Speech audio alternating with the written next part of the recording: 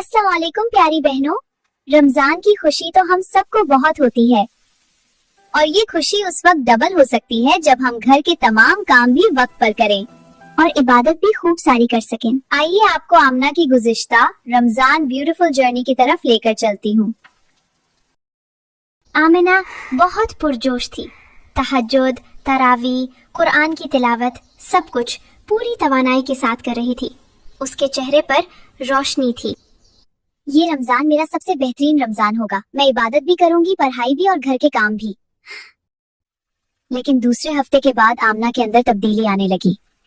तरावीह देर से खत्म होती, फिर वो खाना खाती, चाय पीती, बातें करती और जब सोती तो सहरी और फजर के दरमियान सिर्फ चंद घंटे की ही नींद मिलती।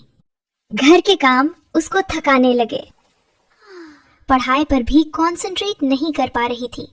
कुरान को भी बस जल्दी जल्दी पढ़ती और नमाज के दौरान शदीद नींद में घिर जाती। वो चाहती थी रमजान की तमाम ब्लेसिंग्स समेट ले, लेकिन वो रमजान में काम, इबादत और पढ़ाई को बैलेंस नहीं कर पा रही थी। मेरा जिस्म कहता है सो जाओ, लेकिन दिल कहता है इबादत करो। मैं क्या करूं? वो दिन भर थकी थकी रहती और छोटी छोटी बातों पर चिढ़ जाती। आमना जरा खिड़की से देखो, सब्जी वाला है क्या? अम्मी आप सारी सब्जी एक साथ ही क्यों नहीं ले आती? बाहर जाकर खेलो, समझे तुम? मैं कुछ भी ठीक से नहीं कर पा रही हूँ। क्या मैं रमजान में नाकाम हो रही हूँ? या अल्लाह, क्या आप मेरी इबादत कबूल करेंगे? आमना मेरी बच्ची। आमना ये नहीं समझ पा रही थी कि वो बिना थके ज्यादा से ज्यादा इबादत क्यों नहीं कर पा रही। साइंस के मुताबिक हमारा जिस्म अंदरूनी घड़ी पर चलता है, जिसे हम सर्केडियन क्लॉक कहते हैं।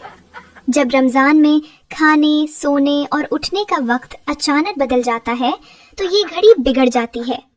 ये सब चीजें तवज्जो, हौसला अफजाई और जज्बात को नुकसान पहुंचाती हैं। देखो आमना, ईमान और सेहत का ताल्लुक है।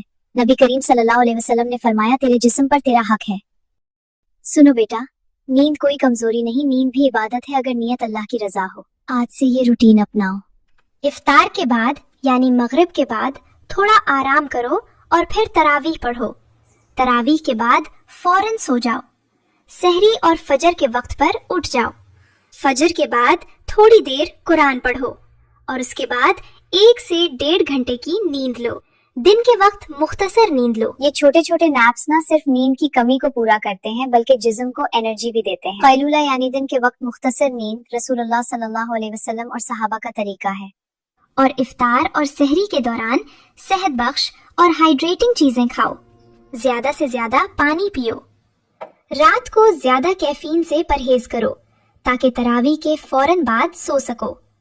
सोने से पहले लाइट्स को मध्यम कर दो ताकि जिस्म को ये इशारा मिले कि आराम का वक्त हो गया है। आमना को देखो, रमजान में भी कितनी फ्रेश है। शुक्रिया।